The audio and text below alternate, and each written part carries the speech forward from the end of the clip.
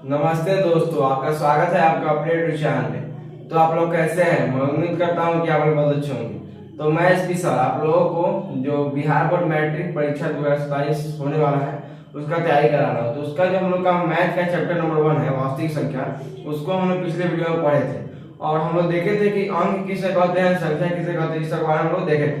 तो उसी के बाद हम लोग कंटिन्यू करेंगे और उसको आगे बढ़ाएंगे। तो वीडियो को शुरू करने से पहले अगर आप चैनल पर नए हैं तो चैनल को सब्सक्राइब कर दीजिए और अपने दोस्तों में शेयर कर दीजिए। तो चलिए हम वीडियो की ओर बढ़ते हैं। तो हम लोग का आज क्या पढ़ना है? आज हम लोग को उसी के आगे हम लोग को उसी टॉपिक पर आगे पढ़ना है। तो चलिए देखते हैं। तो आपसे पूछेगा संख्या कितने होते हैं, संख्या। तो आप क्या बताइएगा? संख्या मतलब जैसे कि एक प्राकृतिक संख्या होता है, पूर्ण संख्या होता है, सम संख्या, विषम संख्या। इस सभी संख्या को हम बारी बारी से जानेंगे। तो जो हम लोग का पहला संख्या है, क्या हम लोग का जो पहला नंबर का संख्या वो कौन है? हम लोग को संख्या पहले इसको पढ़ते हैं। आपसे अगर एग्जाम में सब नहीं आएगा, हम जानते हैं कि ये सब संख्या किसे कहते हैं, अंक किसे कहते हैं, नहीं आएगा। लेकिन आपसे कोई पूछ देगा अगर आप एग्जाम में 450 नंबर ला लेते हैं, टॉप कर जाते हैं और आपसे इंटरव्यू में पूछ देगा कि बताइए प्राकृतिक संख्या किसे कहते हैं, तो आप क्वेश्चन बना लीजिए, क्वेश्चन पर नंबर आएगा, ठीक है, इस पर नंबर नहीं आएगा। लेकिन आपसे पूछेगा तो आप अटक जाइएगा। तो आपको यह जानना, क्वेश्चन से पहले जानना आपको यह जरूरी है, ठीक है। तो चलिए हम लोग देखते हैं। तो हम लोग का जो पहला संख्या है वह क्या है? प्राकृतिक संख्या। क्या? प्राकृत संख्या, प्राकृत संख्या, या कहीं आपको प्राकृतिक संख्या लिखेगा। क्या? प्राकृतिक संख्या या प्राकृतिक संख्या, जो भी है आपको समझना है। यही जब भी आपको प्राकृतिक संख्या बोले तो क्या कीजिएगा? आपको यह बताना है कि गिनती में प्रयुक्त होने वाली संख्या। क्या? गिनती में जो संख्या आती है उसी को हम क्या बोलते हैं? प्राकृतिक संख्या। आपको क्या बोलना है? गिनती में प्रयुक्त होने वाली संख्या, गिनती में प्रयुक्त होने वाली संख्या, गिनती में प्रयुक्त होने वाली संख्या प्राकृतिक संख्या कहलाती है। वाली संख्या प्राकृतिक संख्या कहलाती है। क्या? प्राकृतिक संख्या कहलाती है। मतलब क्या? आपको एक बात याद रखना है, गिनती में जो प्रयुक्त होता है उसी को हम लोग क्या बोलते हैं? प्राकृतिक संख्या। गिनती में प्रयुक्त होने वाली संख्या प्राकृतिक संख्या कहलाती है। तो आप पूछेगा जैसे कि एग्जाम्पल में तो पूछेगा कि कौन कौन हो गया प्राकृतिक संख्या, कौन कौन हो गया।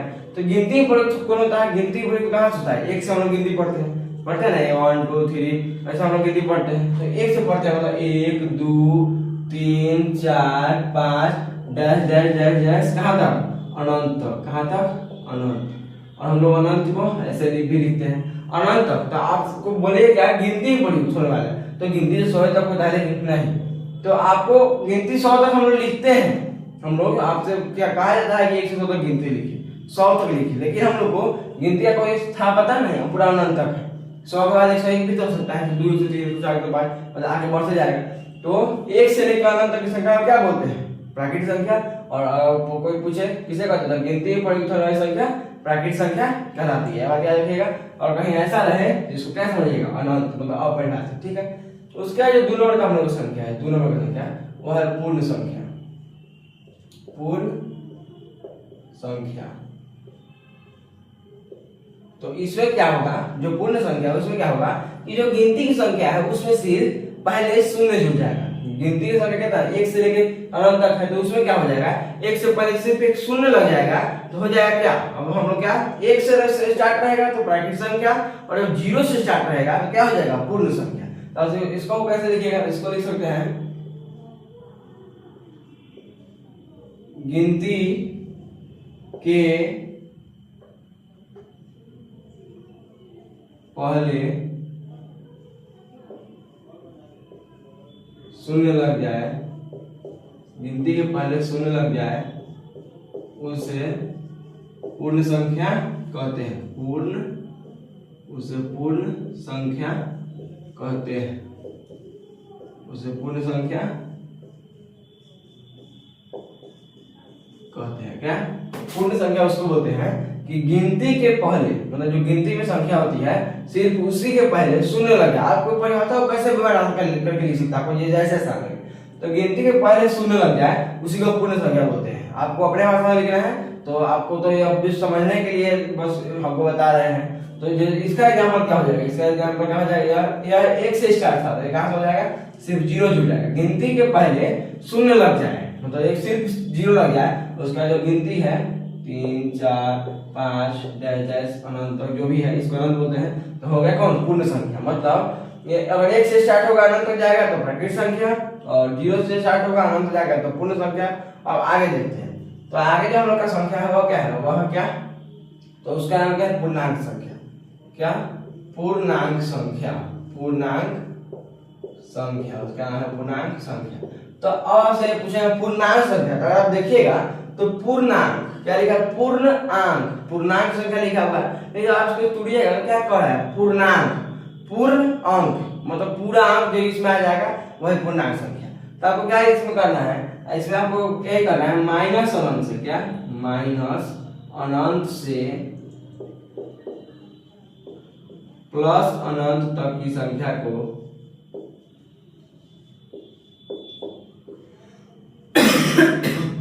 तक की संख्या को, मतलब माइनस अनंत से प्लस अनंत तक की संख्या को पूर्णांक संख्या,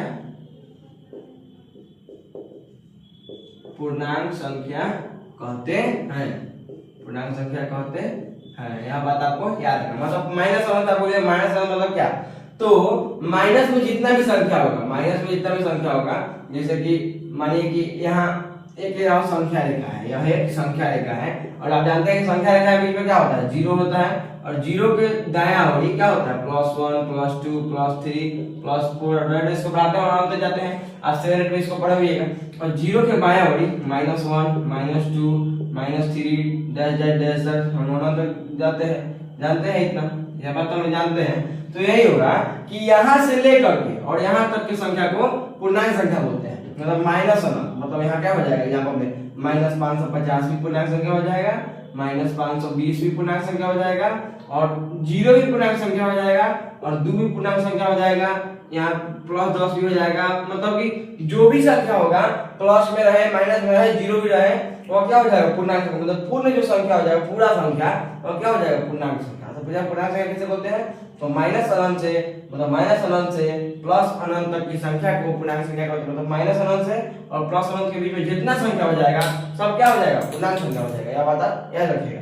तो हो गया, आप समझ गए होंगे। और इसका उदाहरण इसका और हो सकता है, हम थोड़ा थोड़ा लिख रहे हैं। तो उसका देखिए, तो 4 नंबर पर है और बहुत जरूरी है, वो क्या है, सम संख्या, सम संख्या, सम संख्या।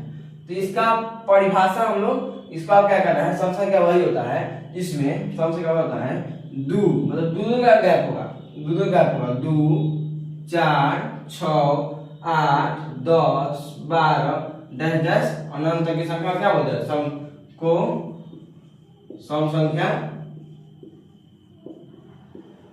कहते हैं। क्या, 2 4 6 8 10 12 डैश डैश अनंत तक की, मतलब रुक नहीं गया, 12 के बाद भी होगा, 14 16 एक एक छोड़ छोड़, तो क्या हो जाएगा, सम संख्या हो जाएगा, सम संख्या हो जाएगा। और जो पांचवा है वह क्या है, विषम संख्या,